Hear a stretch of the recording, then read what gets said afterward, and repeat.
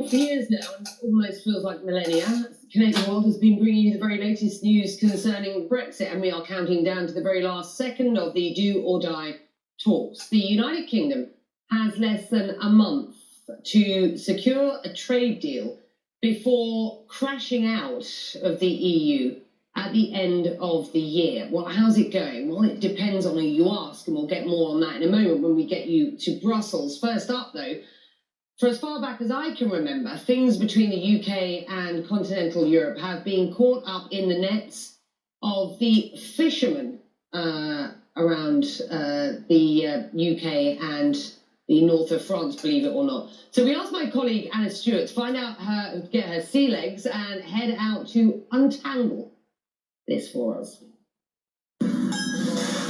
Fresh fish straight off the boat. John Dory. Caught in British waters, but currently subject to EU rules. That could change in the UK's post-Brexit future. Did you vote in the Brexit referendum? Definitely. What do you vote for? To leave. To leave, definitely to leave. Why? For the fishing industry. Why should we supply about 78% of the waters and take about 20% of the catch? Down the dock, Ike Grantham isn't sure Brexit will make any difference. I voted to remain, but now the government's decided to leave and the country's decided to leave, I'm quite happy with that. Let's leave. Let's get the best deal out of it we can. The trouble is, I don't think you're going to get the best deal as a fisherman. This is Brixham, England's most valuable port, and it voted overwhelmingly for Brexit. The fishermen here want to see fewer European boats in their waters. They also want to catch more fish. Many species are currently restricted under the EU's quota system. The fishing sector accounts for a tiny fraction of the UK economy, contributing just 0.028% to GDP. And yet, the issue of fishing rights has become one of the biggest hurdles when it comes to the UK and the EU reaching a trade agreement. It's not just about economics, though. Sovereignty is an emotive issue. These fishermen are out at sea for days or weeks at a time. It can be grueling, dangerous work. The problem, of course, with speaking to fishermen while they're actually fishing is they're incredibly busy pulling up a big haul of fish. So we're going to try and get hold of them through the wheelhouse with our captain here and see whether we can chat some questions across. This is Anna Stewart from CNN. Hello. Hello there, yes, Jerry, yes, get me the card. I think it's become a sort of symbol of our independence, of taking back control of our territories and the dreaded common fisheries policy. I've seen the decline of our industry. A symbol, you say? It's symbolic of Brexit. Is it going to become symbolic of Brexit's failure to take back control? I've always had my doubts about any sort of deal in Brexit, and I thought we were better off with no deal and getting out, taking all our chips off the table, and then negotiating from a position of strength. You sound Brexit weary, like many people across the UK. Tell me, I assume you voted for Brexit. Would you do so again? Definitely, yes. The Brexit ship has sailed. But trade negotiations are still in play. These fishermen, so far removed from the politics of Westminster and Brussels, hope they're not forgotten. Anna Stewart, CNN, Brixham, England.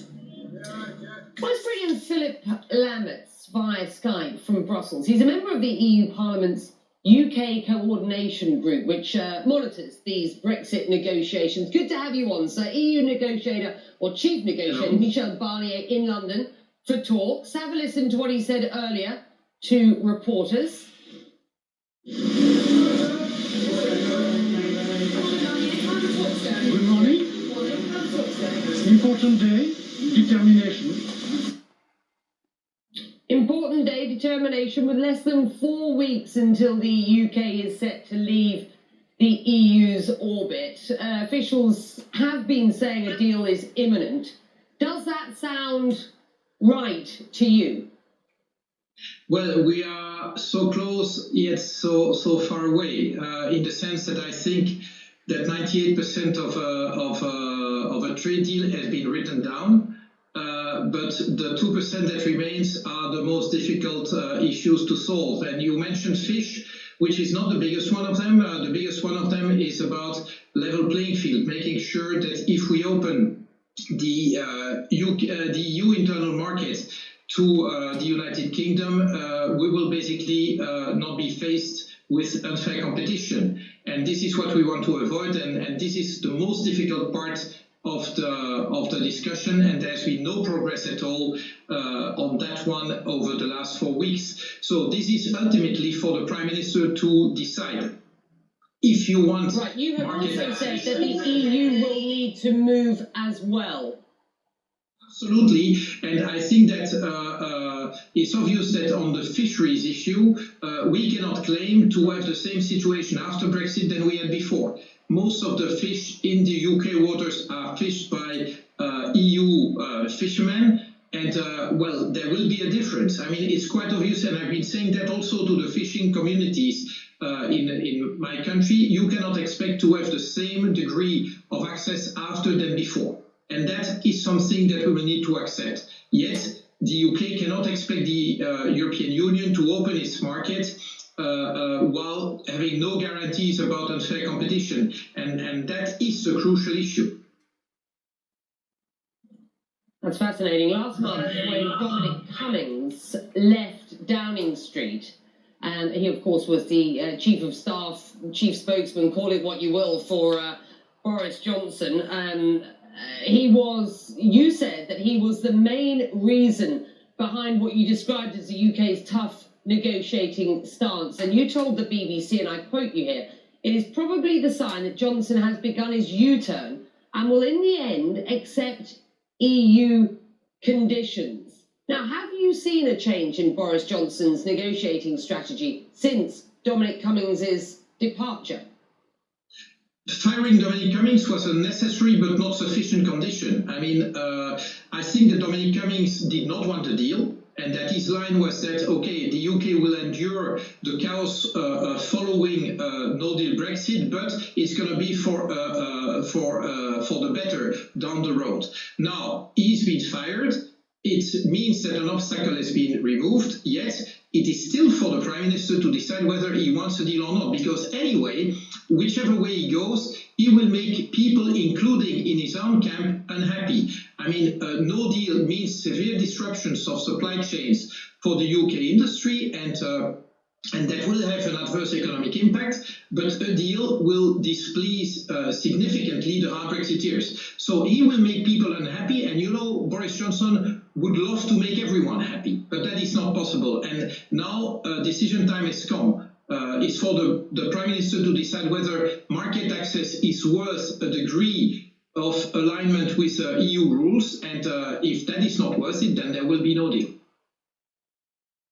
A bad deal is worse than a no deal, the Conservative government in the UK has said since this Brexit vote back in 2016. So what chance of an extension? Is December the 31st it? I know this is, you know, we're in negotiation at this point, and it's tough times, and it's tough talk.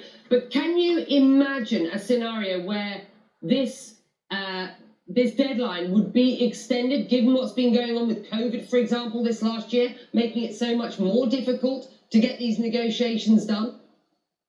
Well, as the British Prime Minister, because it is he who asked his Parliament to vote a law that forbids an extension. So we have been all for it from the outset, and I would assume that if the United Kingdom would want a form of extension, we would be amenable to it, but at some point in time a decision has to be taken. Now, if we look at the current legal deadline, it's the 31st of December, and by then a potential treaty would need to be ratified by then by the House, by the British Parliament and the European Parliament. Now, time is becoming scarce, and therefore, if there's no agreement ratified by then, we might have a period, a limited period of no deal happening. That is, that the EU and the UK would trade on WTO rules, and that would mark a massive difference from the current state of play. Only then to move over to whatever deal would be concluded in between, but there would be chaos in between. And well, I think it's something that we can avoid, but if we can't, we can't. But one thing is certain, is that the European Parliament has refused to have a provisional application of a treaty. So just imagine that the UK and the European Union would come to an agreement on the 29th of December.